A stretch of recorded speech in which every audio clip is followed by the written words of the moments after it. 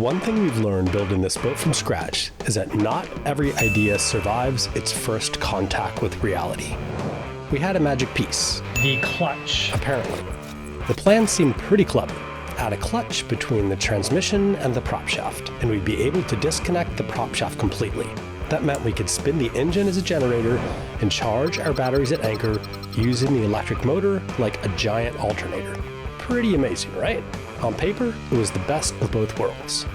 But the deeper I got into it, the more doubt started creeping in. Long story short, it sucks. I really want to use this clutch. So guess what? We're changing course. Again.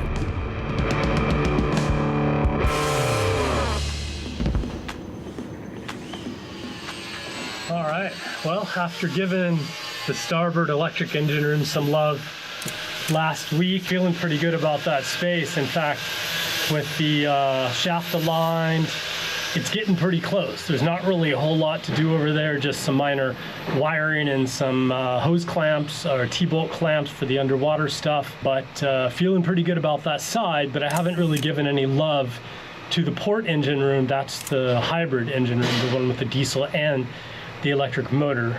And one of the things I've been struggling with over the last few months is the clutch. This is the clutch.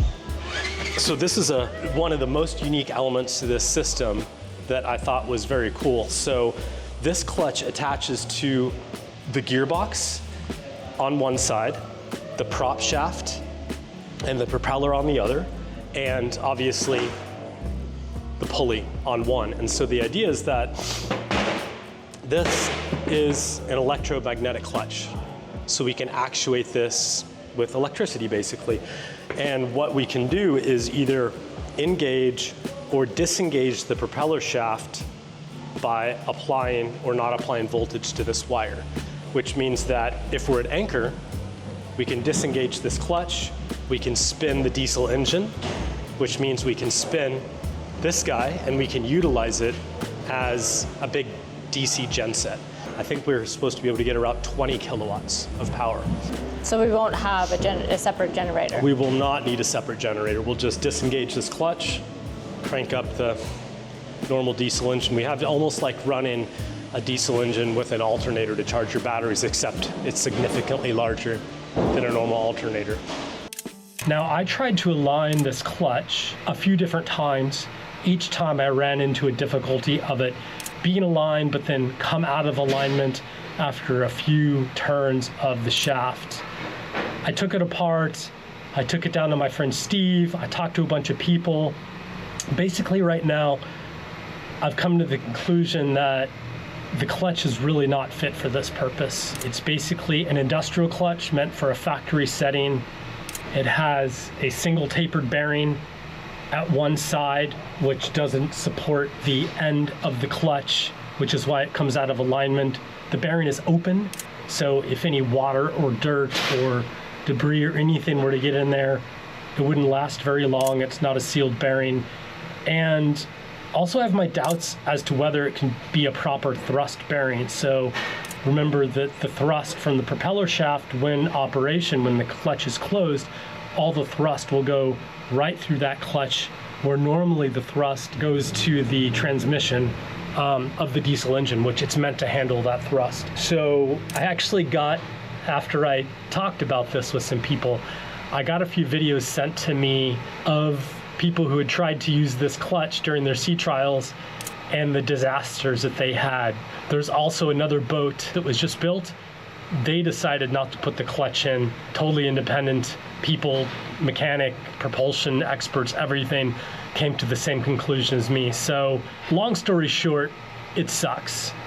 I really want to use this clutch, but also I don't want to jeopardize the robustness or the dependability of the drivetrain, the diesel side, just for that specific reason. So for now, I've decided to remove the clutch, which means I have to make some changes to the engine room. I need to get a longer propeller shaft.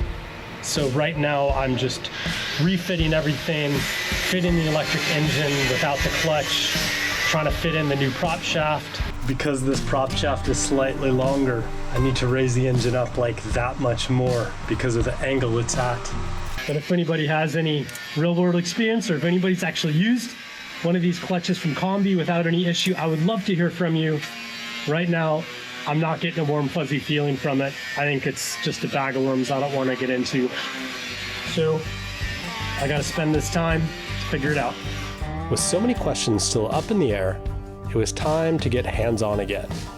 So I positioned the electric motor in place to see if we could finally shed a little light on the whole situation. All right, we're doing pretty good here. I've got everything roughly where I want it. So I just used the chain hoist to lower it in place. It's not bolted in, but I've got the belt on. I've got my mount set in the middle so that I can slide the motor back and forth to adjust and make sure the pulleys are directly over one another. And then the angle, the other thing that's critical is the angle of the pulleys need to be perfectly aligned, otherwise the belt will tend to walk forward or backward. The other boat that I mentioned earlier had that problem and they're still working through it. So I'm trying to take all these things into consideration, learning from the mistakes or the issues that others have encountered. And I have the caliper down there, the blue thing, this guy right there. So that is what will grab onto the disc, the shaft brake, and stop it from spinning. There's not an incredible amount of force on that. Basically, you can almost stop the shaft from spinning by hand if you hold on to it. Once it's stopped, it's nowhere near the force to stop a car because there's just no kinetic energy in it. It's literally just the weight of the prop spinning, and once you get it feathered and stopped, it's not that much resistance because the blades feather. So it's not a crazy amount of force. You don't need to build something super duper strong. It should just be rigid enough to stop the shaft and absorb the initial energy of the weight of the propeller and the shaft, probably the electric motor and parts of the transmission spinning. It's nowhere near like a car tire or a drivetrain or anything like that. I'm almost maxed out on that block and everybody else has gone home for the day, so oh well, time to go home. Sometimes it's like that, but better to wait.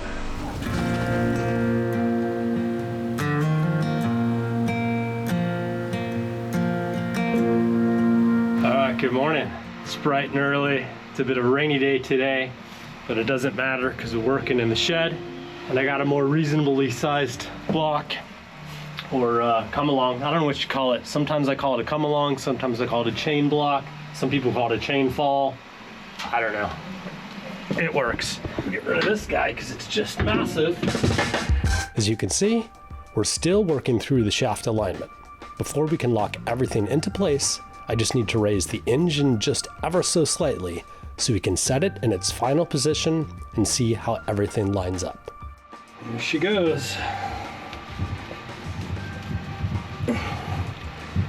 Got a nice cut on it. Okay, now we can lower this guy back down. So yeah, next steps are to basically what I did, a duplicate of what I did in the starboard engine room. Put the engine back down. I install the Vetus Sigma drive, the coupling for the shaft. I get everything aligned. I bolt it down, and then I can put the mounts on for the electric motor, continue on with all that stuff, start filling this room up with exhaust, fuel hoses, all the other stuff that's gotta go in. We're on our way. At this point, you might be wondering why I'm installing the shaft from inside the engine room. Normally, I could just drop down the rudder to make room and I'd slide the shaft in from the outside. The rudder stern tube is above the loaded water line, so I can do this without even hauling out. But because we're in the shop and resting directly on the concrete floor, we need to lift Delos up to slide the rudder down. So in this case, it's actually a lot less work to just lift the engine up and slide it in from the inside within the engine room. Each time I use the wrench to tighten up one of the bolts, thread by thread, I'm able to adjust one side or the other or both at the same time. You can see how now it fits right in there. I maybe still have to come up just the tiniest tiniest little bit. I'll just do a few more turns, maybe a half turn on each side. I'll do it a quarter turn on each side now, actually. It took a few more tweaks than I was expecting, but in the end, we got the shaft sorted and ready to go. And then I align it the last little bit to get my coupling center, and then we're good to go.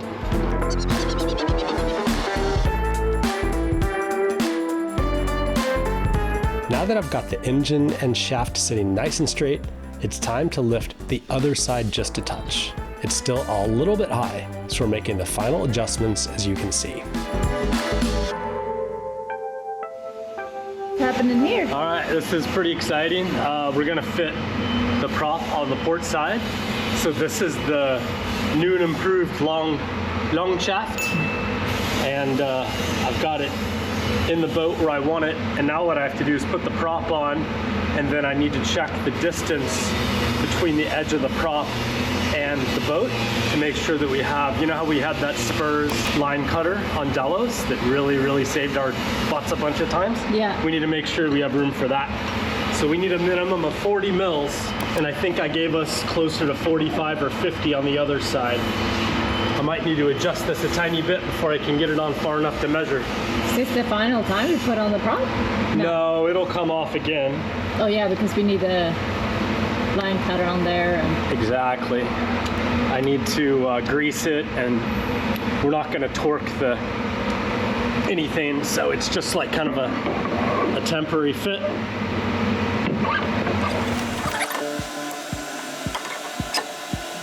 Okay. you got it on there. Yep. You can see it start to creep up on the shaft a little bit.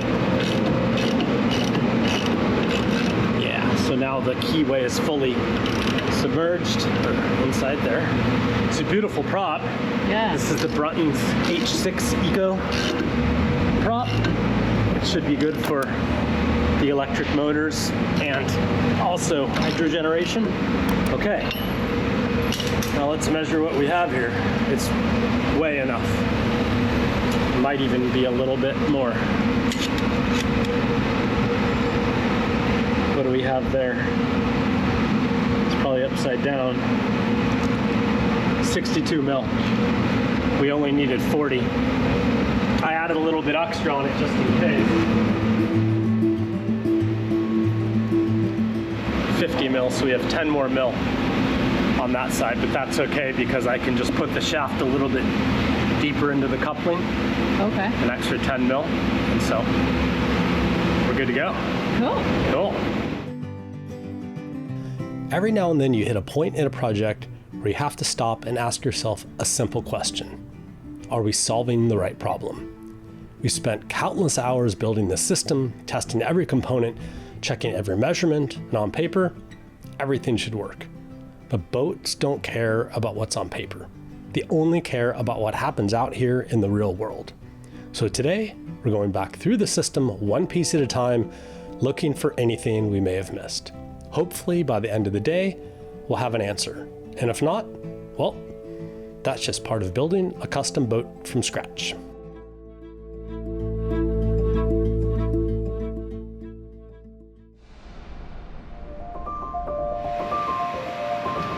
All right, making good progress. I got the Nani all bolted in and the alignment's looking good, so now it's time to start working on some of the other things. A big one is preparing the wiring for the electric motor. So this is the electric motor controller, and I pulled it down. I had it temporarily mounted up here, but because we're paying a lot of attention to galvanic corrosion on the boat, one of the things that we need to do is isolate all the electrical equipment from the hull of the boat.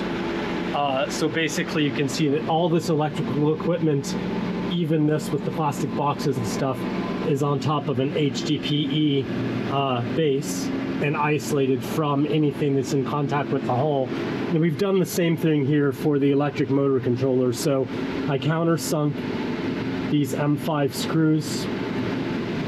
There's a couple mil that they're set in.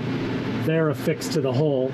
on the metal backing plates, and then I will screw the electronic motor controller to that with screws that don't go all the way through to the aluminum, so they'll screw into the plastic, and then we'll support it that way and have it isolated. So that's up next.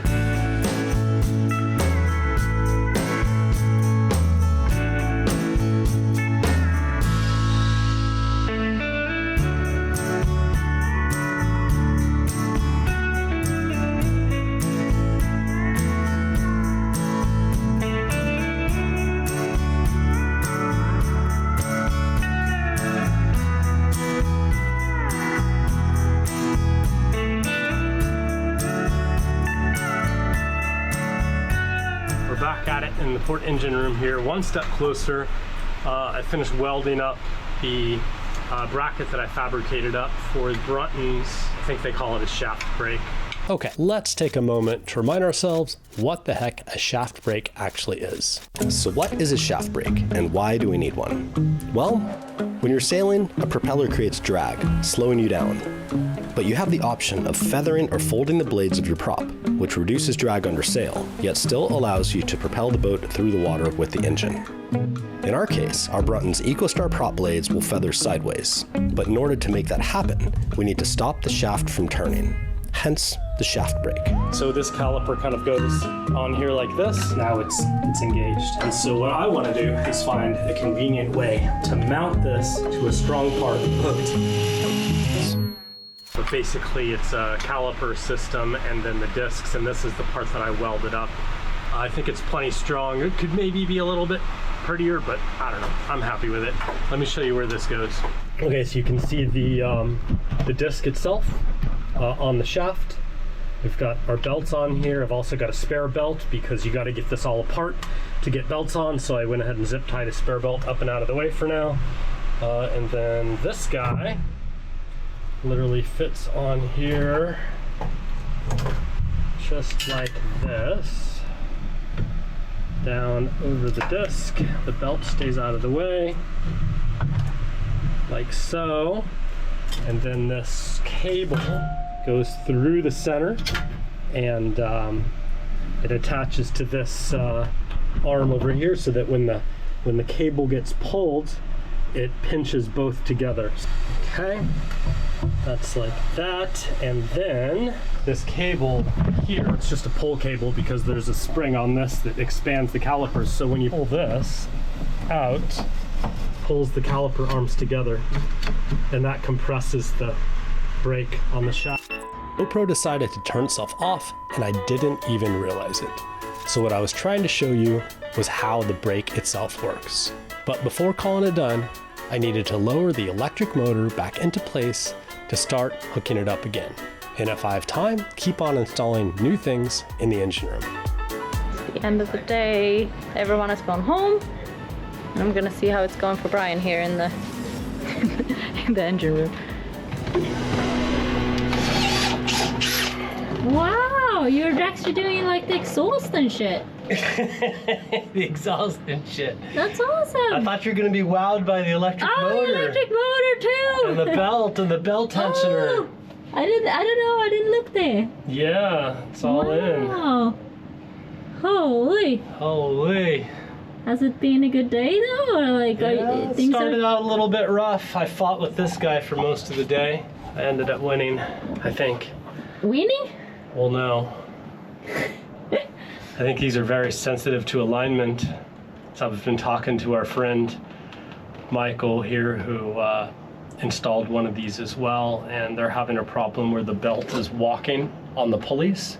So like when they use the electric motor, the belt doesn't stay aligned. Like you can see how this, it walks, it moves forward, and then it comes off the edge. Oh. And that's typically an alignment issue. You know, if you don't have them perfectly parallel, Yeah. it'll tend to move one way or another, or if you have one pulley more further than the other forward. So I did my best with it, but we'll just have to see how it goes. Or maybe he'll figure it out and let me know his trick. But yeah, this guy's in, this is in, Wow. water lock is in, that's in. So just, You've been really spending some time in here. yes, all of it. but it's good. It needs to happen, you know? Yeah, it's really coming along. The bilge pump is in. We're in the corner. Yep. That's super cool. So here we go. I think it's home time. Is it home time? I think so. Okay. I'm gonna drill one more hole. Okay. Rest is overrated. Nah, not really. Working in an engine room, as most of you guys know, is absolutely exhausting.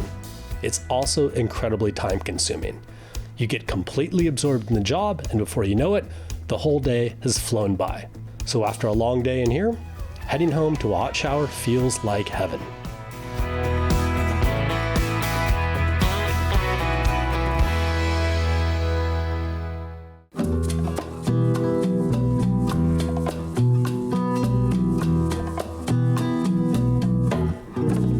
All right, well, after some of the electrical videos came out, I got a bunch of cool questions that I thought I would take a few minutes and talk about because some of them are really great and super informative. So I'll just read the questions. I kind of have it on my phone here, and we can go from there. So the first one is, what about lithium battery fires? I heard you can't put lithium battery fires out. Should you be able to drop your batteries out the bottom of the boat into the ocean in case of a fire, or drench them in water? I think there's actually quite a bit of misinformation and confusion about lithium battery fires, in particular about the different types of batteries. So one of the problems with laptop batteries, phone batteries, and some EV battery is the type of electrolyte used actually serves as a source of oxygen during a thermal runaway event like a fire. So lithium iron phosphate batteries, which are typically used in a marine application, do not do this. So the electrolyte inside does not provide any oxygen, so you can still put the fire out by the traditional methods of either A, depriving it of oxygen, or B, removing the heat from the system so that it doesn't spontaneously combust. So with other types of lithium batteries that do provide oxygen in the inside the battery via the electrolyte, you have no choice but to remove the heat out of the system, which is why you sometimes see those videos of people submerged in burning EVs in giant tanks of water, because simply taking the oxygen away doesn't do the trick. But in this case, we don't have to worry about that because of the actual battery chemistry involved. They're incredibly safe. They're less prone to thermal runaway, virtually zero risk if you have proper fusing, wiring, and temperature monitoring and current monitoring with the BMS, the battery management system. So all of that's been sorted. The other thing to note is that even if you look at the puncture resistance tests done on lithium batteries, you'll notice that you can actually drive a nail through most lithium iron phosphate batteries, and you'll get a little bit of white smoke, but the internal short circuiting will not actually create fire because of the way that the electrolyte is inside. Ours are solid state batteries. They have something like 3 to 5% electrolyte. They are literally the safest batteries that money can buy at this point in time. So no, we will not be building any trapdoors in the bottom of the boat, and we'll be making no provisions to flood the battery compartment in case of fire if there is a problem. This leads us to kind of the next question that was asked is, why do you have the battery switches inside of the battery compartment? In case of emergency, don't you want to be able to turn those off? So it's worth noting that there are 2 switches on our system. I'll show them to you right here. So those are the manual switches. So yes, you would have to get in there to turn them off, but in the center, in those blank spaces, are the contactors.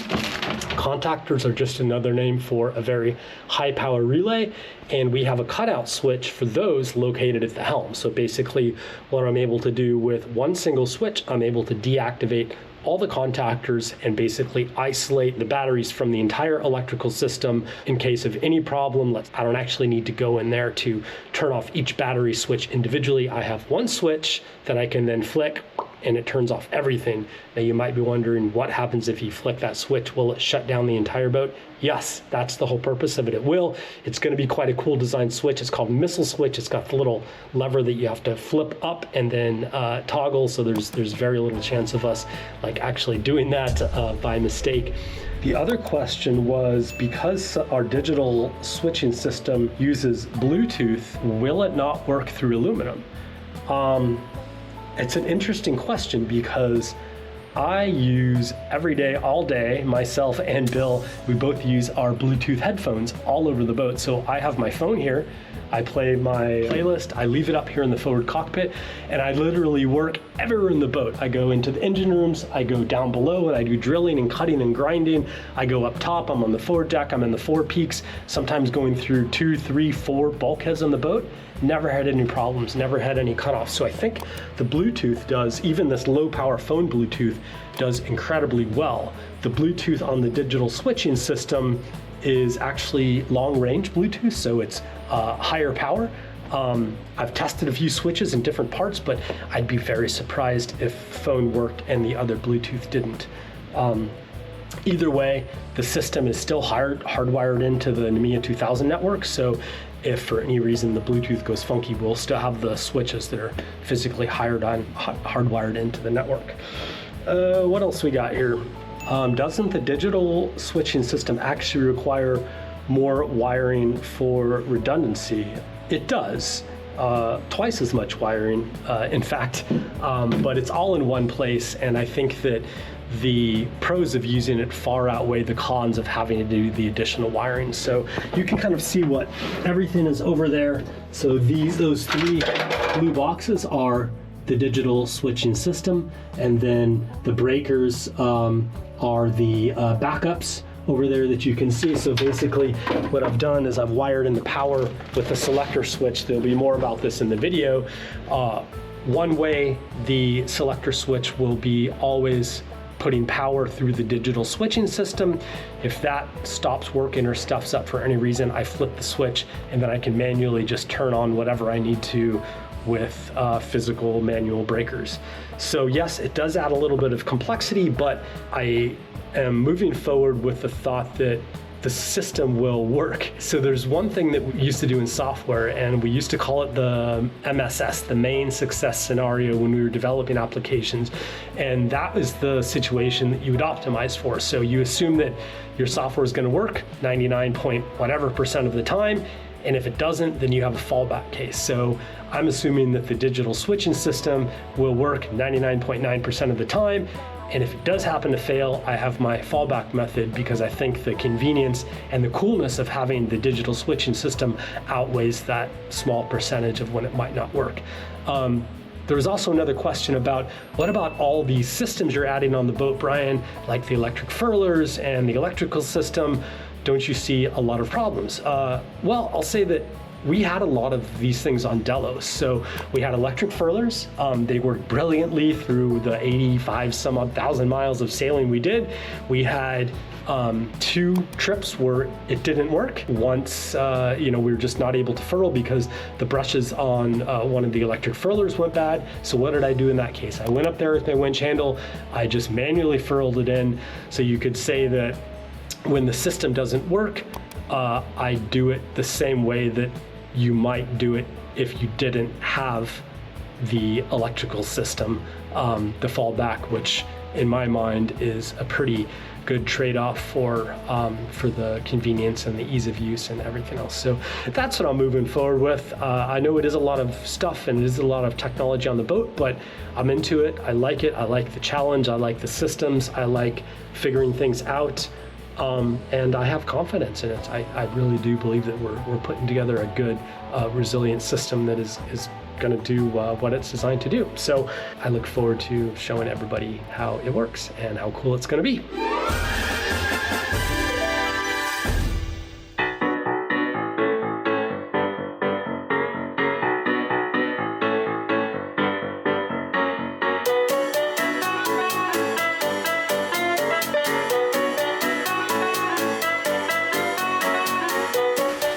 This is a different camera, but it's a continuation of my work to remove the clutch. I just couldn't find the other camera, so now there's an incredibly loud noise.